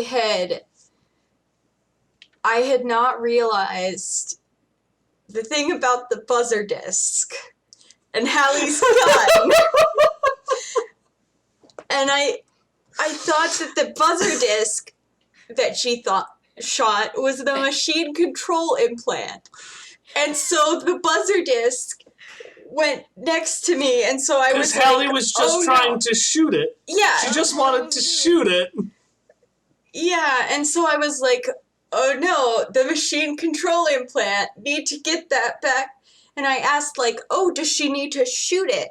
So I thought that she needed to get the little thing back to her machine control implant gun to shoot it again. As another player, that was hilarious, and I loved it. It was Just sliding the disc back to Hopper. one of the first great moments of the show. Yeah, and the thing was, I was so embarrassed, and I was uncomfortable now, but I was still so nervous that I was like, oh my gosh, I should just not be in this podcast. I can't keep up with what's going on. This is the end of the world. And I felt really bad about it for a long time. But now I think it's fun and funny and something that I look back on fondly and as a fun thing to like make jokes about and stuff. Sometimes I regret Ellie's backstory. I don't Every time And that's Kyle why. reminds you of it? I don't regret it. This is why I regret it. I don't regret it at all. I'm sure Hallie also regrets saying, yeah, sure, give Hopper a nemesis. I didn't know at the time. I didn't know either. Nobody knew. This was Anyways, great. Hallie, anything you regret? I do this thing where I regret everything I say and do for 48 hours after we record any given session. Like, after sessions, I'm always like, oh man, I could have phrased this so much better. Why didn't I do that instead? Like, there are a lot of like really little phrases that I'm sure wouldn't even make that big of an impact if I was able to go back and fix them. There was something that I said to Vespari at some point that I wanted to change, not because what I said was bad, but because what I thought of many hours later was better. I was like, God, I'm so dumb. I can't think of this in the moment. I remember that after the roller coaster episode, in Roulettia, the actual scene in the episode, the scene of the episode is maybe half the length that scene actually was, because Ari and I just kept like going back in circles. It was pretty easy for Kyle to edit because we just repeat the same thing. But we both were like, there's something else we want to say, but we don't know what it is, so we'll just say this thing again. Yeah. And I realized, like, days after the fact, I was like, oh, he just wanted to say he doesn't know anything about android physiology, but he wants to help Misha figure it out.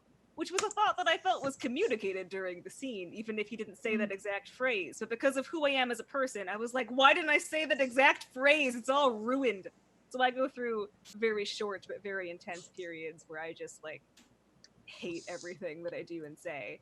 And then I get over it. I feel that. And Yeah. I have a similar thing. I tend to have a cooldown cool Dream Witch, things I love in ascending order, Ellie badge, Emily, and when Ellie slides a buzzer disc to Hop.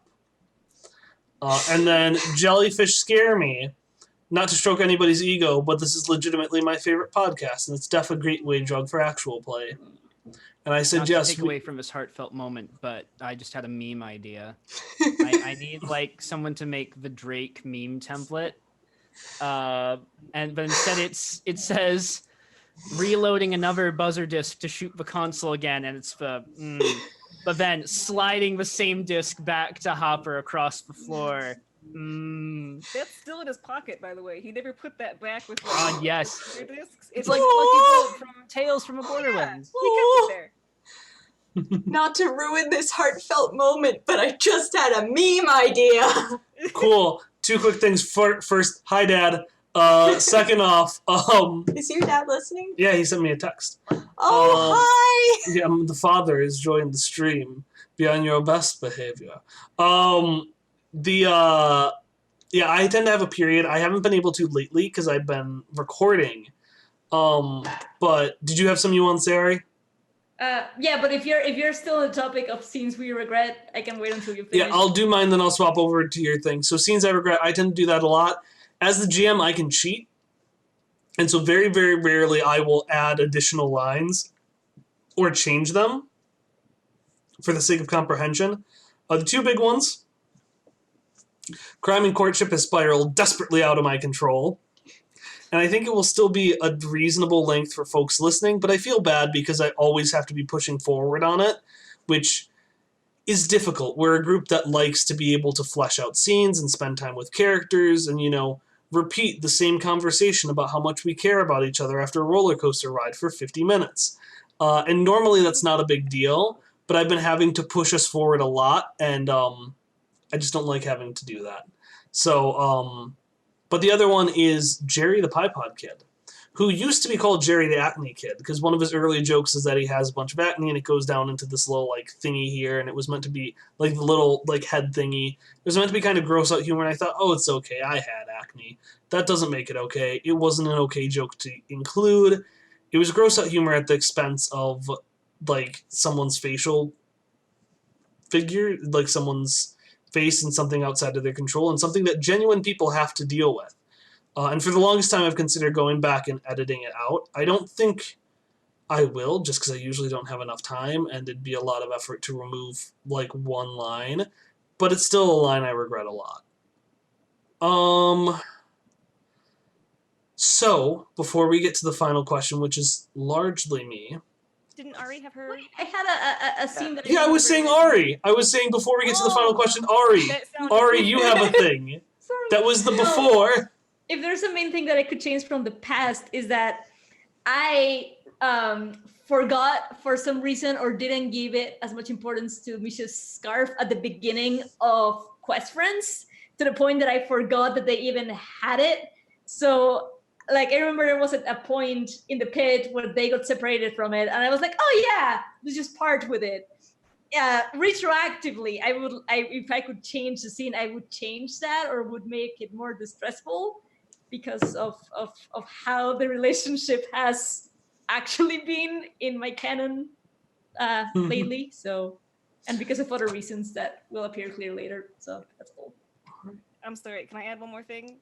This is, if you want to know why crime and courtship, I say I have to push people and it's a nightmare. This is why. This is fucking why. Hey, can I add one more thing? Hey, my character, off the record, we don't need this in the podcast, but I need to express what happened. Mine's really quick though. And Hopper mansplained in episode 1 of this podcast, and I just want to officially apologize for that because I genuinely didn't realize I had done it. I just got really excited about being like, I'm an accountant, I can do math because my skill was relevant. But the exact line in cadence is, excuse me, ma'am, I'm an accountant. I'm an I was accountant. like, ma'am, I'm an accountant, and you interrupted her. I know! I interrupted her! I, as a player, just got really excited. And then everybody pointed it out to me, and I was like, oh no, I'm getting too into character.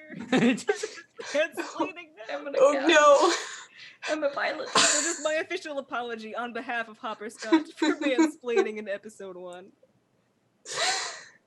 Anything else we regret? I mean, lots of things, but anything else we want to put on the formal record?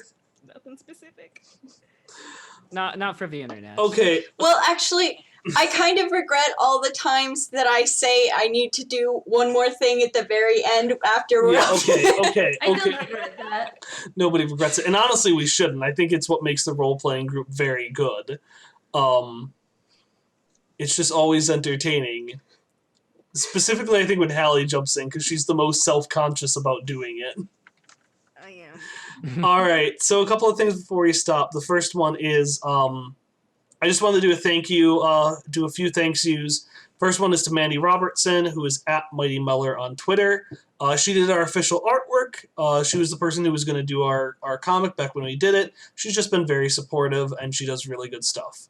The second one is Gavin, or Miracle of Sound, who is at Miracle of Sound on Twitter. Because of his very generous policies, we were able to have a really amazing intro song, which I love that we have it. The next one is our Patreon subscribers, patreon.com/questfriends. who are helping really save some of the budget of the pretty high cost that this show costs. It costs a lot to use all the programs and to get the transcripts. And again, if you follow that link, patreon.com/questfriends, and anyone who is a subscriber on Patreon of any level, by the end of October, will receive a very cute Shock and Misha sticker. And then finally, just thank you so much for anyone who's been on the stream, anyone who's joined for a little bit for the whole time, anyone who's not here, and anyone who's listened to the show. It genuinely made me smile earlier to read that, we're somebody's favorite show, and it just means a lot to have folks listen. I almost cried last stream. I'm way too exhausted to this time, but it still is very meaningful. Yeah, so I have one last question that I want to go through, which is anonymous, and then we'll probably do just one last final thoughts from anybody. So the final one, which is largely for me, which is, what are some of your plans for the future of Quest Friends? The plan is to finish what we're doing for one. So we've got a final part of for our series. We are about halfway through Crime and Courtship. We've got 2 more acts after that, 2 more arcs. I anticipate it'll take probably a year and a half left to finish this story. We have some additional side content we want to do. Hallie has the Cookie 3, the third part to the Cookie Crew trilogy. We also have some guest episodes. We have one coming up for Halloween, and then we have a Christmas one starring one of the podcasts that we mentioned at the very beginning. Ho-ho! And I want to get another one on for a 4th of July episode, but I haven't reached out to them yet. You should. Would make me really happy. These are things that are absolutely on the radar. There are some additional things that we might want to do in the future. We've always been talking about potentially doing a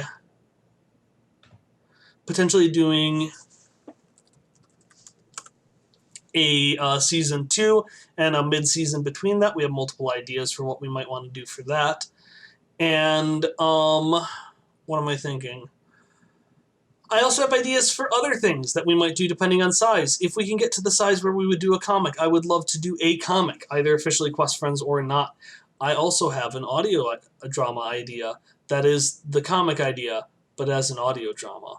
I won't go into more details because it spoils the main game's plot, but it stars 2 side characters doing something completely different someplace else, and it actually adopts, if we were going to do a second campaign with these characters, it adopts that plot into an audio drama format. So, that's all the plans for the future. Was there anything that I missed? The future for this stream is that when we're done with this stream, we're going to take about 15 minutes, and then we're going to play some mother-fricking Gang Beasts, and I'm probably going to put in headphones that are a lot less sweat-inducing. Yeah, but again, thanks so much for listening. Before we go, does anyone have any, final thoughts? I can't think of a prompt to say, but I want to make sure everyone has the opportunity to, if they have something they want to mention on the stream for the good of the order. For the good of the order. I don't have any final thoughts, but I noticed a while back that Baba Isfaze asked me to save a meme idea again, but I didn't want to interrupt the actual conversations happening. So here's for you. I'm using my final thoughts to grant you this request. Oh my god. The idea was the Drake meme template. The first text is loading another buzzer disc to shoot again, but with the Drake going like, no. And then the second text is sliding the same disc back to hop across the floor, and the yeah. That was my meme idea. It's a very that good was meme. It was a very that good was meme. worth changing the tone of all conversations for. Thank you and good night. Anything anyone else wants to say for the good of the order? Any questions that we thought of answers for? We cannot do suggestions for podcast or role-playing games or books. I'm banning any additional thoughts on those because that would be way too long. But any other thoughts on any of the other questions or anything else? not any of their questions. I just want to reiterate how much it means to all of us that we have Yeah. listeners who enjoy the show and who post things like on Twitter and Tumblr and the Discord, and like we're just in awe that we have a following, and we appreciate each and every one of you for being a fan, because it means a lot that people like that what we're doing. It makes me so happy every time I think about it or see anything, and just the fact that anything I can do or say makes someone else happy really means a like- lot. It makes me happy that characters that matter to me make other people happy, and that we have like written and made and played and tried our best to give meaningful but fun stories to. All right. If we don't have anything else, I think the stream will stop abruptly for a second, then we'll start back with a countdown timer, and then we're gonna do some Gang Beasts, if that's good for everyone. All right. Thank you so much for everyone. We appreciate your source. By the way, Emily and I are engaged. Good night.